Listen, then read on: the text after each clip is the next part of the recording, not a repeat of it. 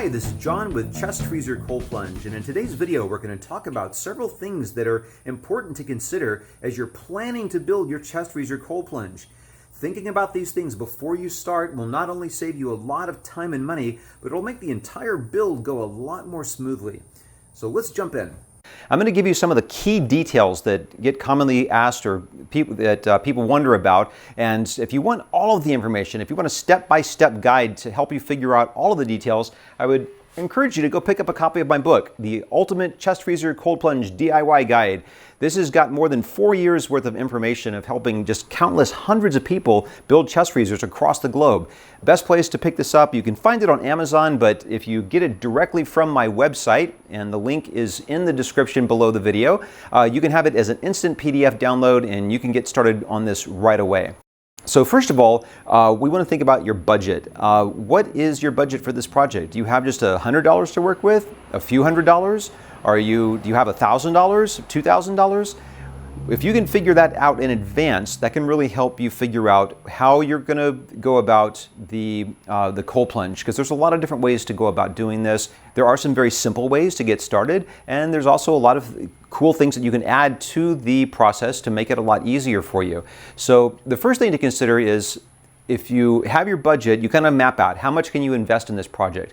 Now, if you've got just a little bit of money to spend, you can go out and buy a used chest freezer. You can pick them up on Craigslist or Facebook Marketplace, or just your local buy sell nothing or buy nothing group maybe.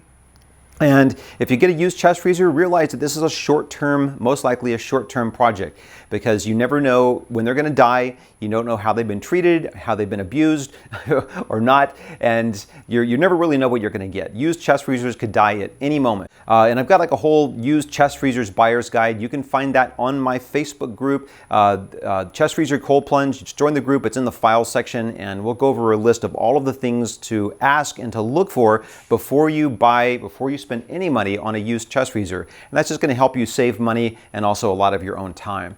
If you've got a larger budget, somewhere between maybe $400, $500, $600, $700, $800, $900, you can buy a brand new chest freezer. Buying a new chest freezer cuts down the number of things that you have to worry about, since you're the very first person using it.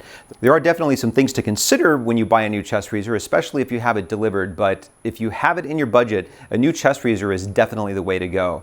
Now, one thing I would also say is that if you can save up, like should you buy new or used? That's a good question. If you can save to buy a new chest freezer within about 3 months, I would suggest just being patient and waiting to save up to get the new chest freezer. If it's going to take more than 3 months or maybe 4 months to save up for that, go ahead and start putting that money aside. But if you want to get started immediately, just get the used chest freezer and make it really simple for yourself. Besides your budget, the next thing you want to think about is, how long are you thinking out? Are you thinking short term, just a few months, or are you thinking long term? When people tell me something is too expensive, I like to ask 2 questions: compared to what, and over what period of time? So that very inexpensive chest freezer or setup in the beginning, short term, might actually cost you less dollars, but over the long term, having to replace it and deal with all the different problems and issues might actually be a lot more expensive. So think about what your time frame is on this, and think about what your tolerance is, your risk tolerance, and all these sort of things. So are you thinking long term or short term? Now, the next thing you want to consider is, how much maintenance are you willing to do? Do you have more of time or money? There are some very simple ways to set up a chest freezer that are inexpensive. They do require more work and more maintenance to go about it. On the most simple level, if you just want to buy a chest freezer and use it to make ice and then dump that into a stock tank, that's a very inexpensive way to get started. However, it's going to require that work of transferring the ice or the containers of ice in and out of the chest freezer, and you won't have an instant ready to go cold plunge. If you just want to fill it up with water on a very simple level and not have to deal with equipment or components or water sanitation or anything like that, you might need to change your water once every few days, or maybe once every couple of weeks. It just there's a lot of variables that go into that, and water sanitation will definitely be a future video. We will talk more about that in depth.